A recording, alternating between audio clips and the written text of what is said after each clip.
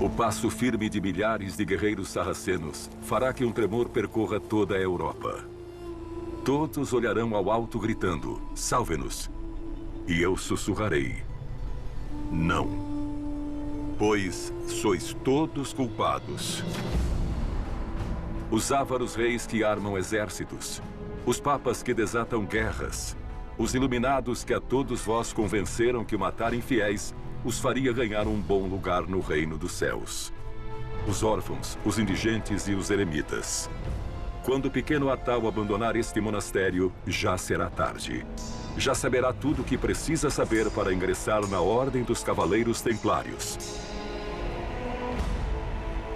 Jerusalém já terá sido conquistada pelos cruzados.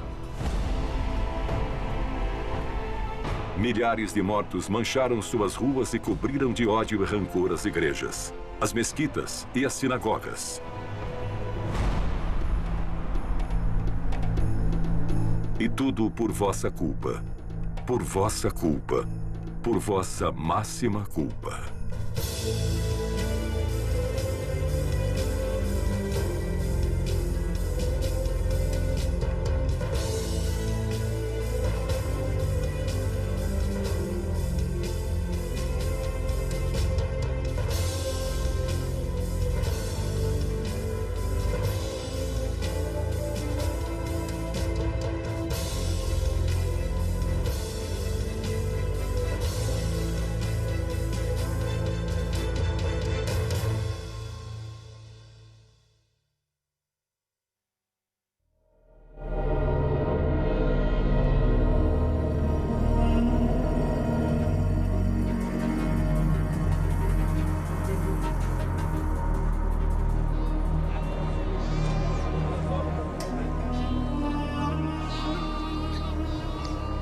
Se um cavaleiro rouba a tua vaca, ele a leva para seu castelo. Lá, ele a assará no fogo.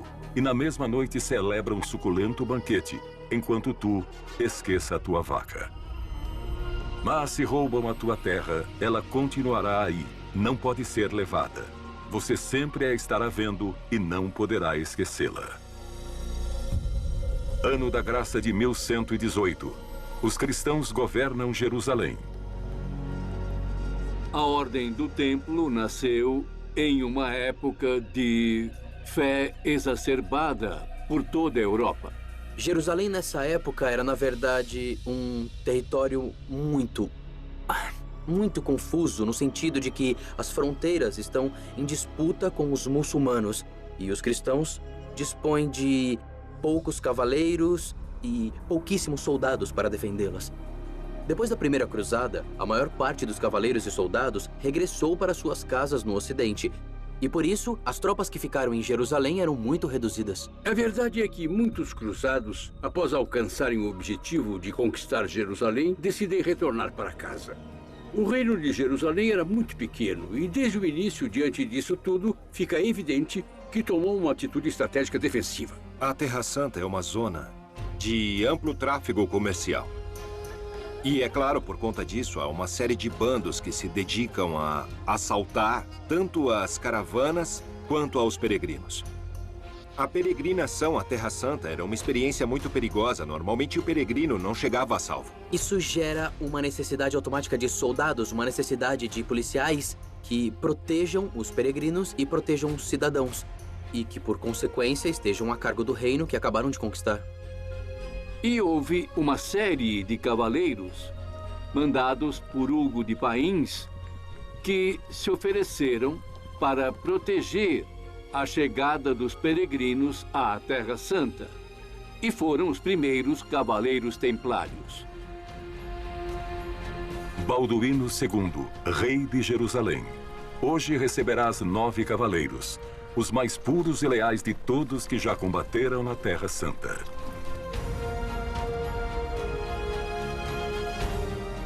Nove cavaleiros que não recorrem a ti em busca de algum título ou novas oportunidades. 9 dos poucos que escolheram ficar para defender teu novo reino. Talvez suas roupas não sejam as mais apropriadas para se apresentarem a um rei. Estão sujas e desgastadas, mas observe suas armas. Se queres continuar sentado nesse trono, vai precisar de homens que saibam para que serve uma espada. Chamam-se os pobres cavaleiros de Cristo, e quem os lidera é um nobre secundário chamado Hugo de Pains. Ele vai te narrar muitas dessas batalhas das quais tu tanto te orgulhas. Eles sim podem enfrentar o inimigo. Em 1118, 9 cavaleiros propuseram ao rei Balduíno II, já na Jerusalém cristã, fundar uma nova ordem de cavalaria como apoio aos peregrinos que chegavam à Terra Santa. Essa entrevista com Balduíno, essa iniciativa que tinha o rei de Jerusalém de implementar e instrumentalizar esse grupo de cavaleiros é realmente decisiva na hora de se explicar o nascimento da Ordem do Templo. Tudo isso começa com 9 monges. Um número que, como sabem, é muito especial, o número 9. O 9 sempre se destaca nos números e também na numerologia, não é? Por que 9? Dizem que cada uma das pontas afiadas da cruz templária representa cada um dos 8 cavaleiros. E o eixo central dessa cruz, esse serás tu, Hugo de Pains. Estas crônicas que falam de um número concreto, o 9, bem, está muito ligado com a numerologia, a cabala, o esoterismo e o aspecto mágico das matemáticas que existia na Idade Média. Os 9 cavaleiros do templo, com certeza, eram mais. 9, 10 ou 12 eram muitos. Para um rei em situação muito delicada do ponto de vista estratégico e militar, um punhado de homens bem adestrados podia ser seguramente decisivo. A quantos duques, condes e reis veio obedecendo Hugo? Quanta mediocridade teve de conhecer para não querer servir a nenhum mais? Hugo de Pains, evidentemente, foi um inovador. Essa ideia de mesclar, de fundir monge com soldado não tinha ocorrido a ninguém antes. Não sei bem se era um romântico, mas o que ele defendia desde o primeiro momento é que devia haver uma série de soldados preparados para a guerra e que soubessem combater para defender aos peregrinos que iam ao Santo Sepulcro. Deve ter sido um personagem muito carismático, porque convenceu a todos, a partir do zero, o que era complicado. Mas conseguiu. Sem dúvida, conseguiu. Balduíno II, rei de Jerusalém. Sangram-me os ouvidos ao escutá-lo. Crês realmente que Cristo necessita de um rei que governe seu reino?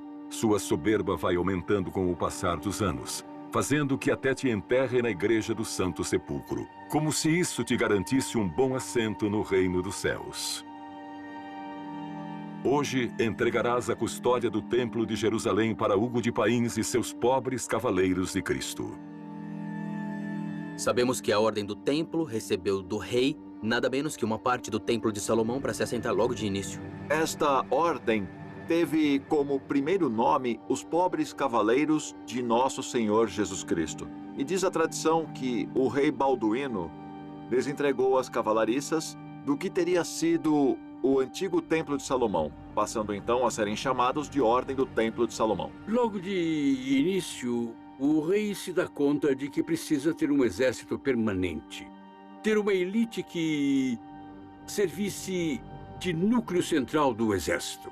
O importante é que o rei de Jerusalém veja a oportunidade que lhe oferece um grupo de cavaleiros dedicados, em última análise, para defender o próprio reino de Jerusalém. Há um certo mistério com as origens da Ordem do Templo. Por que um cavaleiro, Hugo de Pains, um feudo de segunda categoria, por que ele conseguiu essa dotação? Eu acho que Balduíno II, que tinha herdado o reino poucos meses antes, tinha uma escassa habilidade política. E o que ele fez foi apoiar-se em toda aquela gente que sente que pode lhe dar uma ajuda para a defesa de sua capital, que era Jerusalém.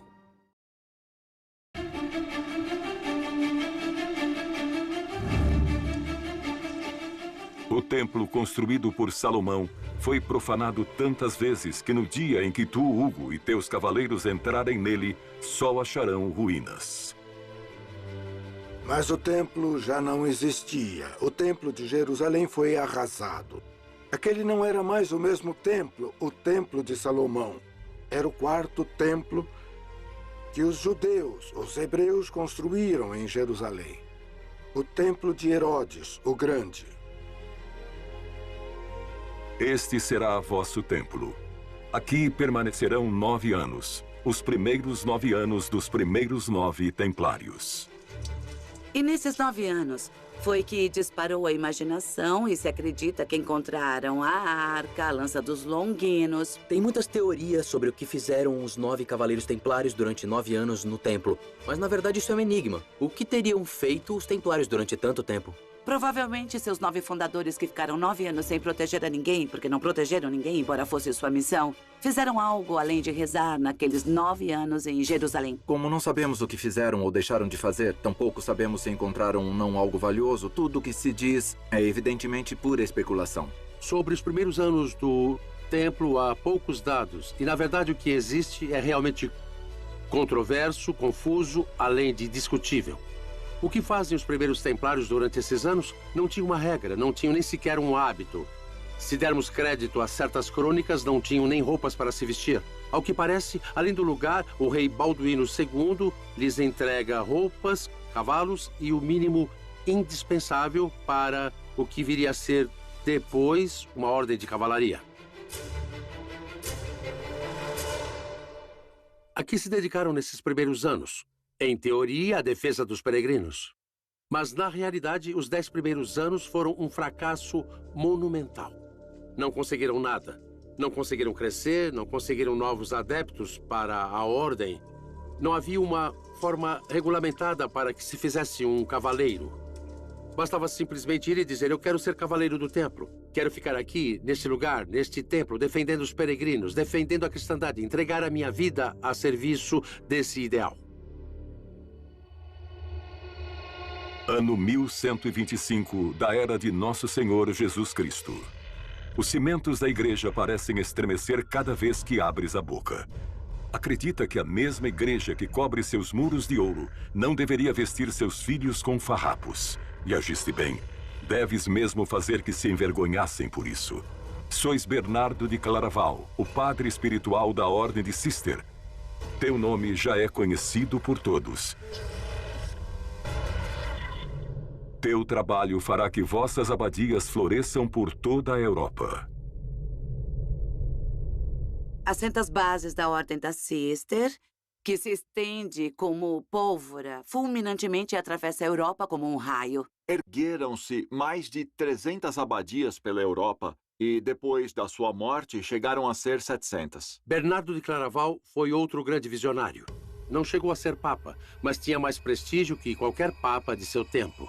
Era muito austero na forma de viver, desprendia-se de qualquer tipo de bem material, apenas comia, mas tinha problemas de úlceras devido à sua má alimentação, porque tinha essa ideia de austeridade, da pureza absoluta, quase sem comer. Escolha bem tuas palavras, Hugo. Não estás escrevendo a um abade qualquer. O apoio de Claraval à tua causa poderá ser decisivo. Mas antes, há que convencê-lo. Bernardo de Claraval era primo, era parente de Hugo de Pains. Logo o conhecia.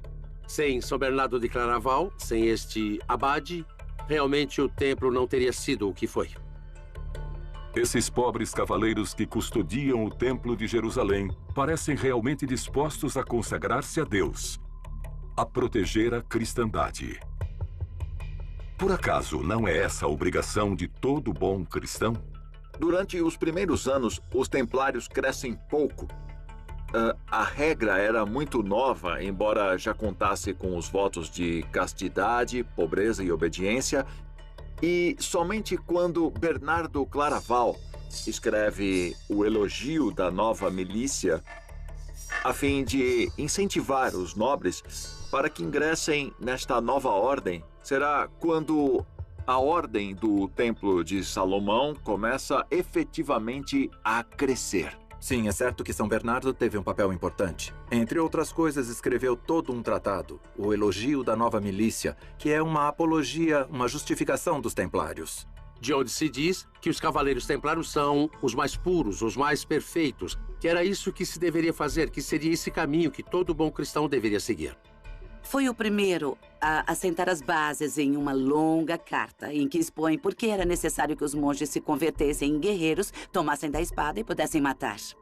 São Bernardo e, portanto, Hugo consideravam a Ordem do Templo como um corpo de eleitos, pessoas entregues a Cristo, entregues a Deus, que deviam empunhar armas, que não tinham medo, que eram autênticos fiadores da fé de Cristo.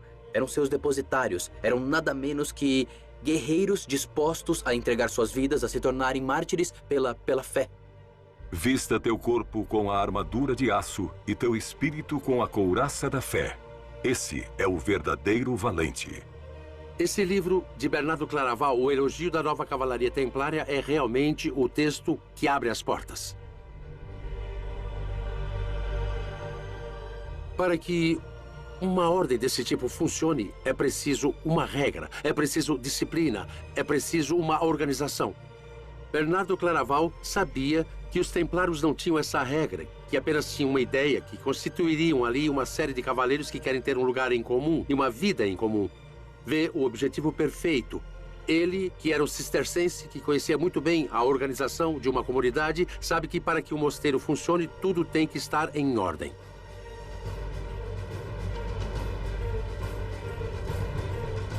O que ocorre, pequeno Artal? Por que é tão difícil abandonar este monastério? Não temas. É um homem forte e temente a Deus. Nada poderá te causar dano. O convento no qual te criaste estará a salvo. Bernardo de Claraval percebe que era isso que tinha que fazer. Que essa ordem que fora fundada em Jerusalém era realmente o ideal que ele perseguia. A mescla perfeita e quase pura entre o homem que se entrega a Deus no mosteiro, mas que também se entrega para a defesa dessa ideia da cristandade mediante o uso e prática de armas, os templários. Os monges fizeram de ti um homem obediente, disciplinado e bom conhecedor das palavras de Cristo. Já sabes tudo o que precisava saber. Pois o templo é a espada de Deus, e tu, templário, logo sereis o braço forte que empunha sua ira. Despeça-te destes muros, não voltarás a vê-los.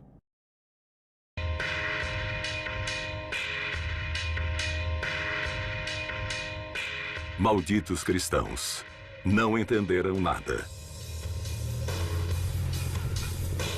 Realmente acreditaram que o Islã permaneceria recolhido? Ainda conservas 4 reinos na Terra Santa, mas logo todas as fronteiras serão atacadas sem compaixão.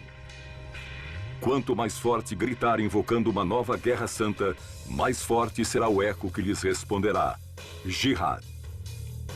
Jihad significa esforço. O esforço, não é? Pode ser um esforço de tipo militar. É uma forma de guerra santa. A jihad divide-se em 2 tipos, a jihad maior e a menor. A maior é a principal e mais importante. É o esforço pela comunidade. É a vida dedicada ao trabalho e ao acompanhamento correto dos ideais muçulmanos. A menor, mas não menos importante, é a que se dedica à guerra, à expansão da fé. E é esta a que, por desgraça, impera hoje em dia dentro do conceito da jihad. Os infiéis, eles não acreditam. Alá vedou seus corações e ouvidos, e terão um castigo terrível. Duas religiões que pertencem ao mesmo tronco monoteísta e que, sem dúvidas, estão patrocinando um enfrentamento que, no final das contas, é o enfrentamento pelo Mediterrâneo. Quando perguntaram ao mensageiro de Alá qual é a melhor jihad, ele respondeu: a melhor jihad é aquela na qual o teu cavalo foi degolado e teu sangue derramado. É muito difícil, mas temos que evitar classificar os personagens em bons ou maus, porque isso implica em juízo de valores e implica em introduzir um elemento de juízo de moral. Nós, historiadores, não somos juízes, não temos que decidir quem é bom e quem é mau. Temos que explicar uma realidade.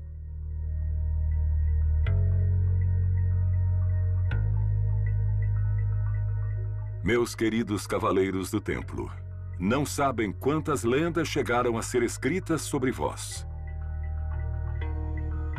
Uns dizem que vieram desenterrar tesouros, outros que vieram escondê-los.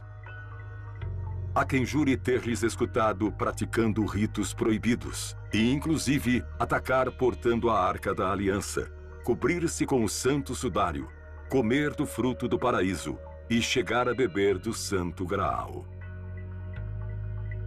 Até agora, eu só os tenho visto tomar medidas de vosso templo. Ou há algo que não nos querem contar?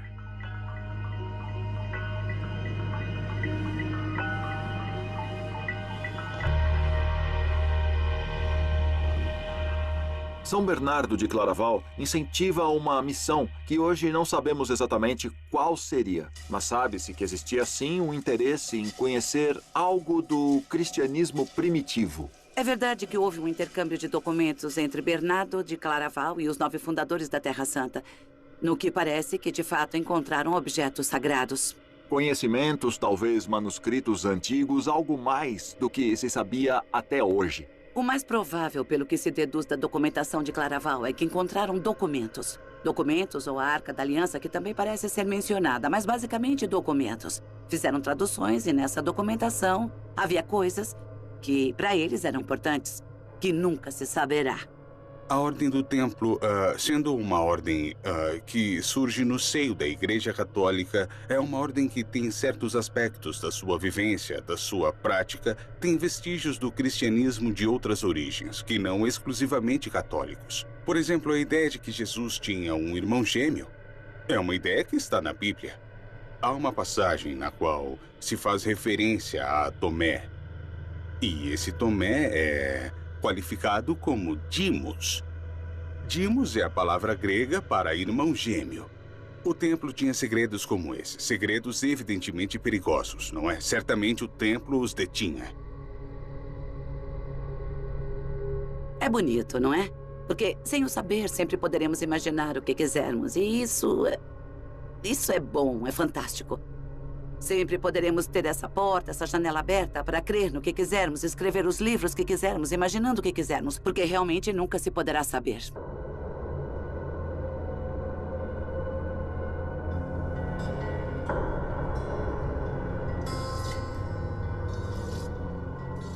Os Cavaleiros da Ordem do Templo, passado algum tempo, já haviam liberado todos os caminhos de ataques que mercenários e muçulmanos perpetravam contra os felizes que iam à Terra Santa e que queriam pisar o mesmo solo que Jesus Cristo pisou. Os peregrinos que voltavam contavam histórias sobre a valentia desses cavaleiros que tinham jurado ser pobres, que tinham jurado fidelidade a Deus, que tinham jurado silêncio e que tinham jurado não ter relações com mulheres.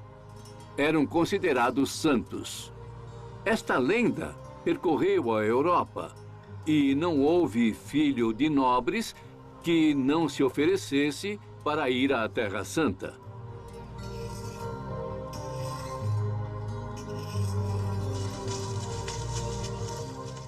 Bem, Hugo.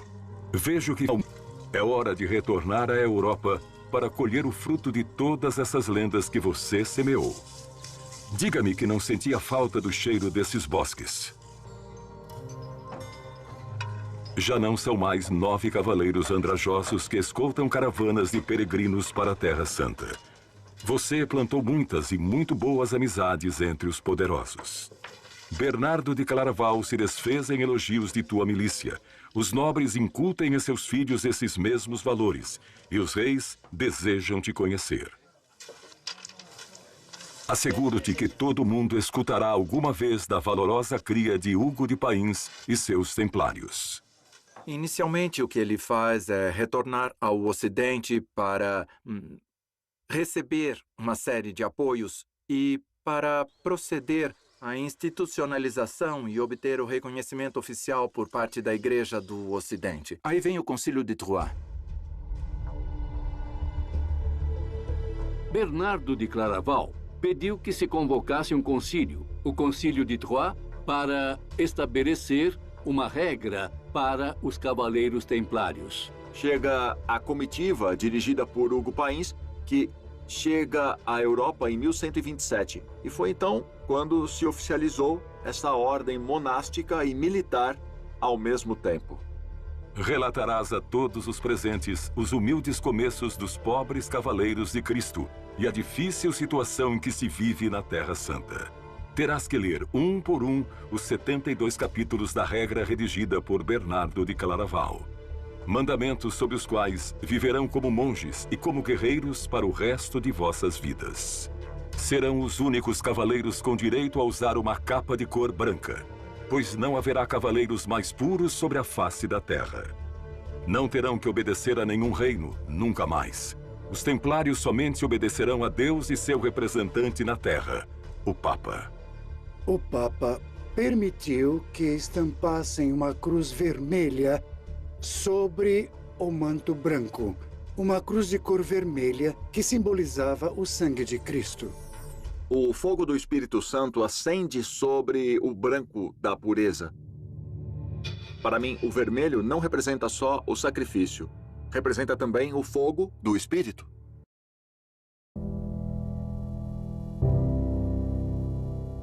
Capítulo 22 da Regra do Templo. Os cavaleiros usam sempre hábitos brancos, que não está permitido a ninguém mais senão os nomes dos cavaleiros de Jesus Cristo. Capítulo 25.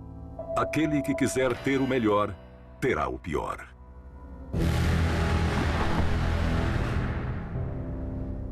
Capítulo 70. Serão evitados a inveja, o fervor, as intrigas e as confidências como se fossem a peste. Capítulo 72. Nenhum irmão beijará a viúva, nem a virgem, nem a amiga, nem nenhuma outra mulher. A regra estabelece cada um dos movimentos que um templário realiza desde o momento em que ele se levanta até o momento em que ele se deita. Regula como um templário deve viver no convento, mas também regula como viver no campo. Regula como se nomeia um mestre ou como se nomeia um novo irmão que deseja entrar na ordem. Os templários deviam ser, segundo a regra, os primeiros a chegar ao campo de batalha e os últimos a sair. E eram proibidos de se retirar.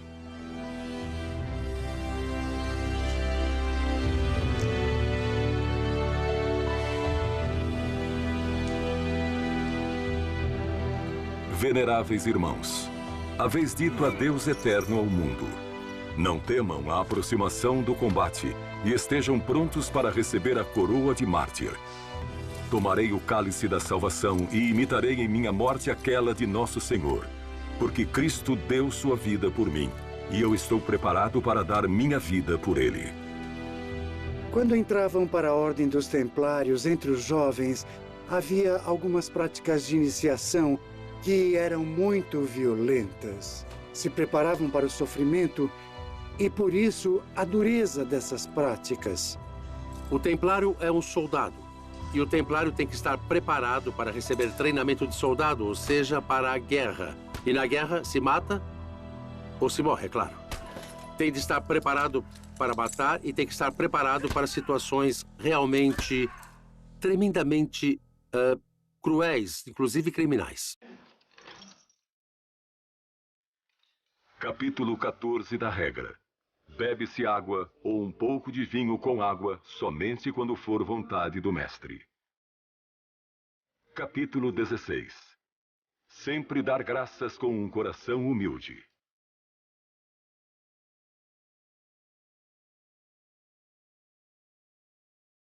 No caso dessas torturas que eram feitas sobre a nomeação, podiam ser compreensíveis como condicionamentos, antevendo o que poderiam aguardar no caso de caírem prisioneiros.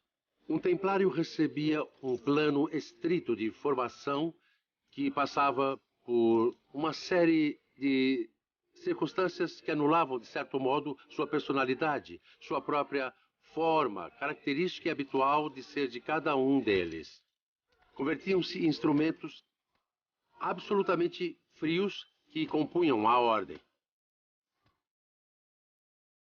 resta essa imagem do Cavaleiro Templário como uma espécie de máquina de matar, de máquina fria, que cumpre estritamente e de forma absolutamente cega as ordens de seu mestre. Capítulo 18 da regra. Sejam puros, porque eu sou puro. Sejam santos, pois eu sou santo. Tenho a impressão de estar na presença de soldados parecidos com aqueles filmes em que aparecem os marines norte-americanos com lavagem cerebral e que se convertem em autênticas máquinas de matar. A Ordem dos Templários era uma autêntica unidade militar de elite, onde havia dois grupos fundamentais que a diferenciavam do restante dos cavaleiros feudais, que eram uma obediência e uma disciplina absolutas. Cavaleiros que renunciaram a tudo, ao dinheiro, à fama, à fortuna por um ideal, em função de umas ordens com as quais hoje em dia eu não estaria muito de acordo.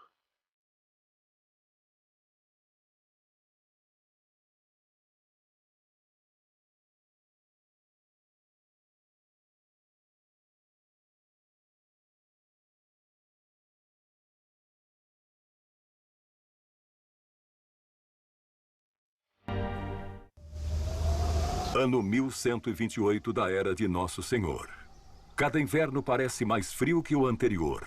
E esta é uma longa viagem.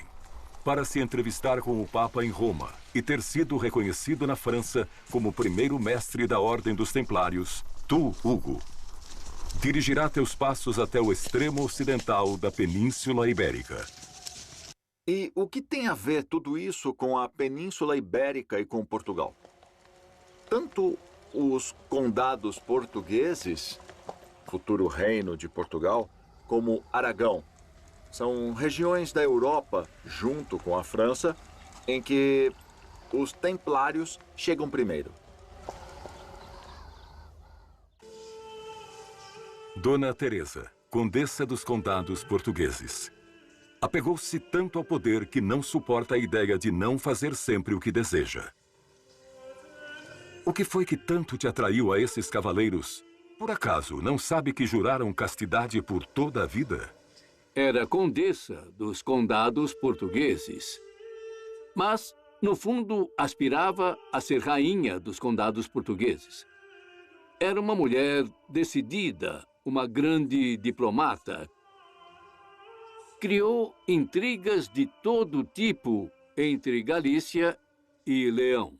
Acredita-se que os templários poderiam ter chegado, inclusive, antes do Concílio de Troyes, no ano de 1126, mas do que não há dúvidas é que, em 1128, Dona Teresa lhes doou o castelo de Sur. O primeiro castelo da Ordem do Templo não será edificado na Terra Santa, e sim aqui, bem na fronteira entre o Islã e os condados de Dona Teresa de Portugal. Este será o primeiro castelo templário. O primeiro lugar será basicamente um lugar de fronteira entre a Lusitânia, ocupada pelo Islã, e a parte ocupada pelos cristãos, os condados portugueses, que tinham sua fronteira sobre o rio Mondego. Diferentemente de outras doações que os templários receberam na Europa, as da Península Ibérica tinham outra missão. Enquanto na Europa sua função era de arrecadar fundos, em Portugal, sua missão era fundamentalmente participar da Cruzada Ibérica, porque, ao mesmo tempo em que havia uma cruzada no Oriente, a Península Ibérica estava ocupada em 90% pelos muçulmanos, existindo também esse espírito de cruzada. Inicialmente, a missão dos cavaleiros foi de proteger os peregrinos, mas logo mudou e passou a ser de proteção também aos territórios. E é então quando se instituiu uma ordem autenticamente militar, como um exército.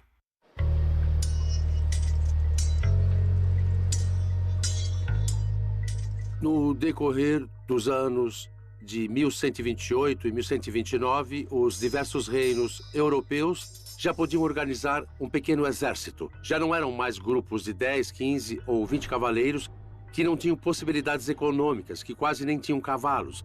já possuíam uma operacionalidade militar extraordinária. Tinham recebido muitas doações de todas as partes da França, Escócia, Inglaterra e Portugal. Doações em dinheiro, mas também doações de renda e doações de terra. Com esse avanço, os templários voltam a Jerusalém já bem carregados de riquezas.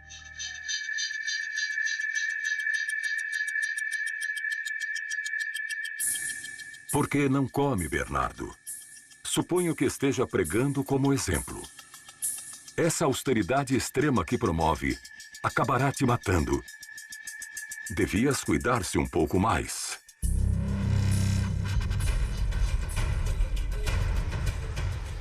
Ano 1143 da Era do Senhor. Os cristãos ainda conservam 4 pequenos reinos na Terra Santa.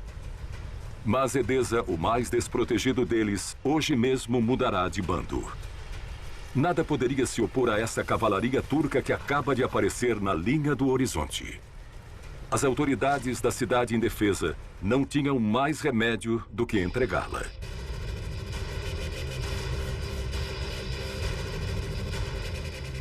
Assim que se soube da notícia em Roma, o Papa Eugênio III pede ajuda a todos os reis da cristandade. E tu, Bernardo Claraval, será o encarregado de levar a cabo essa divina missão: pregar a segunda das cruzadas. Sabe como te chamam as más línguas? Boca de mel, porque não há ninguém sobre a face da terra que não sejas capaz de convencer. Também o chamavam de o doutor meloso, relacionado com as abelhas, como se ele pudesse emitir mel cada vez que falava. Bernardo de Claraval tem uma capacidade para retórica e para eloquência em discursos realmente magnífica. Profere inúmeros discursos inflamados. Abri meus lábios e falei. Desventurados os que não ensanguentaram suas espadas. E nesse momento se multiplicaram os cruzados. Cidades e castelos ficaram vazios. Dificilmente se encontra um homem para cada 7 mulheres. A Europa ficou cheia de aldeias com viúvas ainda em vida. Estas serão tuas palavras, Bernardo, não as de Deus. És tu quem os envia para cavar em suas próprias sepulturas. Todas essas almas, cheias do mel de tuas palavras, gritam: dá-me uma espada. Não deixa de ser um homem que se acredita dotado de uma grande capacidade messiânica. Capacidade essa que exala em todos e cada um de seus discursos, que mais do que discursos são verdadeiras exortações para convencer as pessoas de que precisam cumprir o preceito fundamental que é a defesa da cristandade. 2 exércitos gigantescos com mais de 70 mil homens cruzaram a Europa e se reuniram em Jerusalém. Não fizeram essa longa viagem para se conformar atacando cidades pequenas, e o rei Balduíno e seus temíveis cavaleiros templários logo os convencerão de que juntos poderiam ir até Damasco e conquistá-la. A capital síria seria um excelente butim. Mas Damasco já os aguardava. As hostes do Islã já sabem como vencer os cruzados e voltarão a fazê-lo mais uma vez. Depois de 30 dias de combate, de se retirar com o rabo entre as pernas. A segunda das muitas cruzadas que estavam por vir será um completo desastre para a cristandade.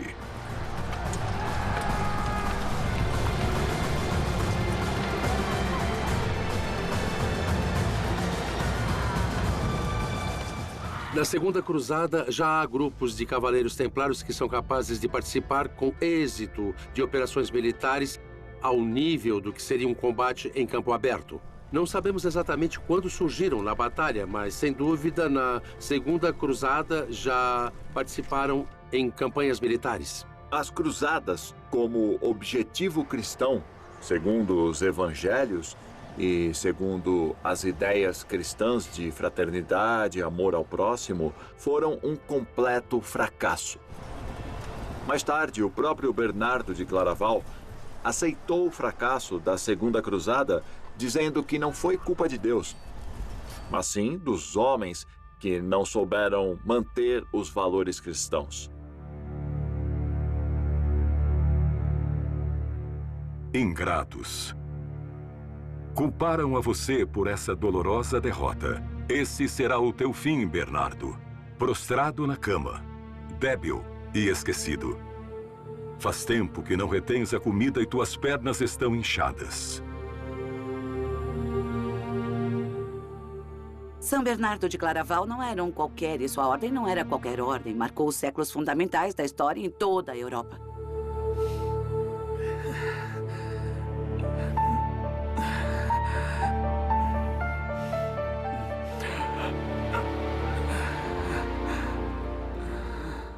Eu te avisei. Devias ter-se cuidado. Teu ventre não vai suportar nem mais uma noite. Serás canonizado. Assim que, culpado ou não, todos teremos de chamá-lo de São Bernardo de Claraval. Fundamentalmente, cria-se nas pessoas um tipo de monge muito especial, que se sabe e se sente muito superior.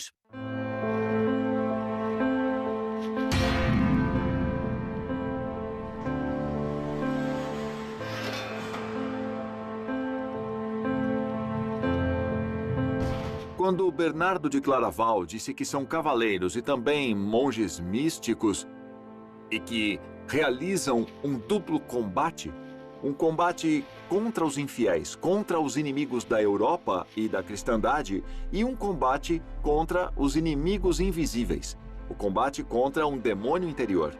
É muito importante saber que os templários tinham um ideal que não era só de guerra física, e sim que havia um ideal com objetivos espirituais.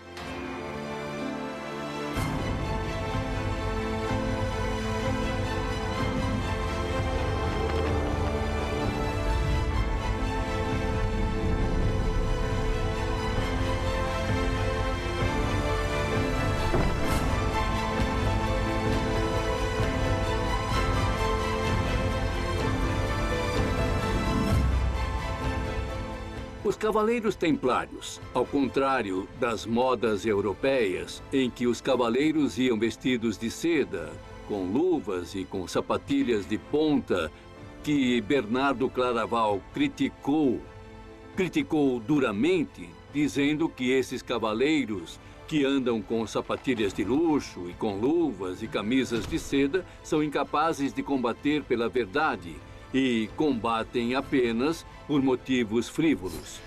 Os cavaleiros do templo, apesar de não terem nada, de apenas servirem a Deus e a sua fé, eram guerreiros fantásticos. Homens que tinham adotado os valores da cavalaria e defender os outros, os fracos, os velhos e as mulheres. Os romances que eram lidos na Europa, inflamados pelos peregrinos que voltavam e que contavam as aventuras dos cavaleiros templários, mostravam homens que haviam bebido do espírito da Távola Redonda e dos cavaleiros do rei Arthur. Toda aquela gente que ia a Jerusalém para servir na Ordem dos Templários, no fundo, o que estava buscando era a Távola Redonda do rei Arthur.